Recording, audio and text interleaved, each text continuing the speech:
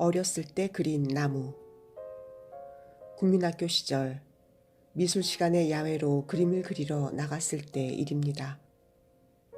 선생님과 함께 근처 산에 오른 아이들은 교실을 벗어난다는 게 마냥 좋아 소풍을 온 듯이 들떠 있었습니다. 선생님은 봄꽃처럼 신난 아이들 사이에서 원하는 자리에 앉아서 그림을 그리라는 이야기를 몇 번이나 해야 했습니다. 내성적이고 수줍음이 많았던 저는 미술 시간을 좋아했습니다. 부모님이 장사하러 나가고 언니들이 어린 날을 따돌리고 놀러 나가면 어두운 방에 혼자 남아 그림을 그리곤 했습니다. 집에 있던 동화책에서 마음에 드는 그림을 따라 그리기도 하고 당시 유행했던 만화 캐릭터 오로라 공주의 예쁜 얼굴을 그리기도 했습니다. 한참 그림을 그리다가 올려다본 창밖. 어둠이 내려앉기 시작할 무렵 온 세상을 물들였다 사라지는 찰나의 파란 색깔도 좋아했습니다. 야외 미술 수업이 있던 그날 저는 눈앞에 있던 나무 하나를 그리고 있었습니다. 그리 크지도 작지도 않은 나무였는데 나무에 울퉁불퉁 굴곡이 제법 많았습니다. 나무 전체를 그리려니 자꾸만 굴곡진 부분이 눈에 보여 작은 부분을 묘사하게 되고 작은 부분을 그리다 보니 큰 형태가 틀린 것 같아 다시 시야를 넓혀 그리기를 반복했습니다. 정말 집중하고 있었기 때문에 선생님이 제 뒤에 서 있는 줄도 몰랐습니다. 그런데 선생님이 갑자기 아주 큰 소리로 말씀하셨습니다. 얘들아, 여기 와서 난영이가 그린 나무를 봐. 대단하구나. 나무를 정말 잘 그렸구나. 제 그림을 보고 칭찬을 아끼지 않은 선생님과 아이들의 웅성거림 때문에 저는 무척 부끄러워졌습니다. 아이들 여럿이 몰려와 제가 그린 나무를 보고는 많은 말을 했고 칭찬을 별처럼 쏟아냈습니다. 평소 그림자처럼 지냈던 저는 그 순간이 얼마나 기뻤는지 모릅니다. 눈에 보이는 대로 나무를 그렸을 뿐인데 그게 그렇게 대단한 일인지도 그림을 잘 그린다는 것이 그렇게 칭찬받을 만한 일인지도 몰랐습니다. 그 이후로 친구들 사이에서 저는 그림을 잘 그리는 아이로 소문이 났고 나무를 그려달라는 부탁을 받기도 했습니다. 그러면 저는 으쓱해져서 일부러 더 멋있는 자세로 앉아 나무 하나를 쓱싹 그려주곤 했습니다. 그때 제가 그린 나무는 크고 멋있는 아름드리 나무가 아니었습니다.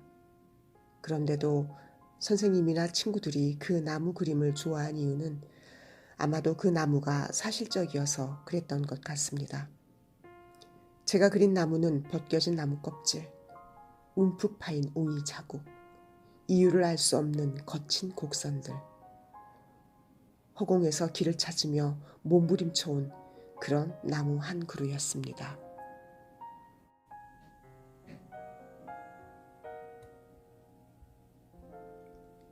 잔가지 떨어진 날. 바람이 많이 불던 날 동네 산책길에 나섰다. 사방에서 불어오는 바람을 있는 그대로 맞고 있으니 내 마음에 쓸데없는 걱정들도 모두 바람 따라 사라지는 것 같았다. 공원에 있던 나무 한 그루가 세찬 바람 속에서 수많은 나뭇잎과 잔가지를 떨어뜨리고 있었다. 아, 바람 속에서 나무가 한결 가벼워졌구나.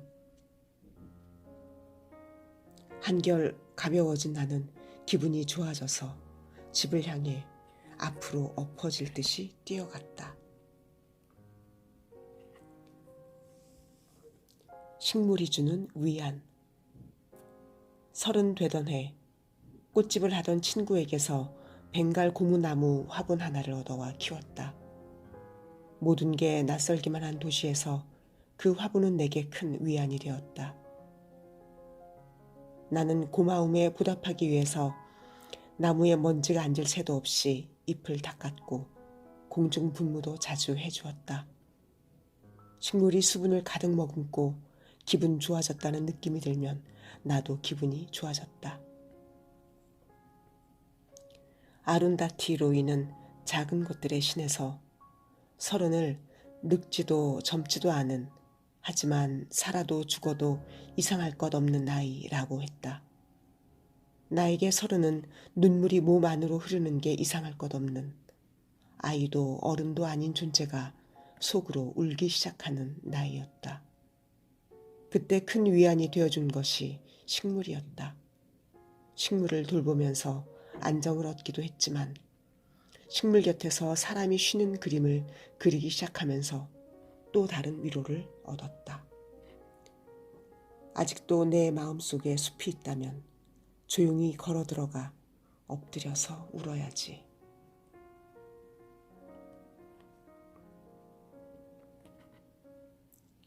옆집 아주머니의 화분들.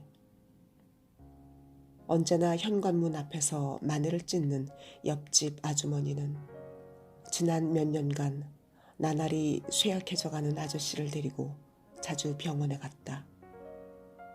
아주머니와 아저씨는 서로를 부축해가며 시내에 있는 병원에 다녔는데 아저씨는 점점 아주머니의 걸음을 따라가지 못해 자주 뒤처졌고 아주머니는 자꾸만 뒤를 돌아보며 걸음을 재촉하곤 했다.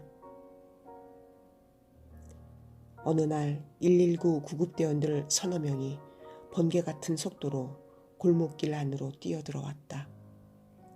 옆집 아주머니네 집이었다. 구급대원들은 축 늘어진 아저씨를 등에 업고 다시 번개 같은 속도로 마을 계단을 내려갔다. 구급대원의 등에 업혀 집을 떠나간 아저씨는 그 길로 다시는 돌아오지 못했다. 아주머니는 아저씨를 먼저 떠나보내고 하나 둘씩 꽃 화분을 들이기 시작했다.